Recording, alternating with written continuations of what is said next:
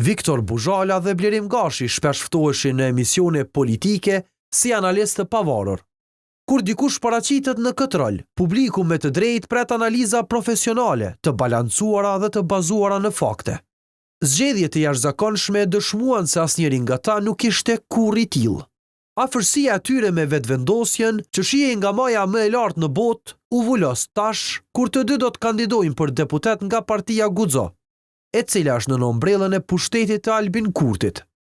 Kjo tregoj se periudha e Viktor Buzhalës dhe Blerim Gashit si analist ka qenë një investim i tyre politik.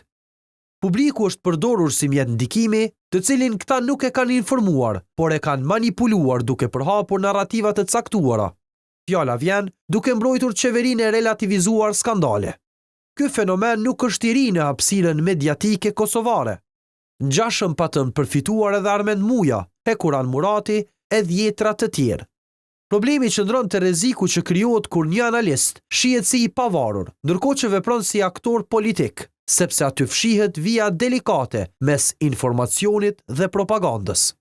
Pa i është edhe të udhëhecit e emisioneve, natyrisht. Shënjestër.net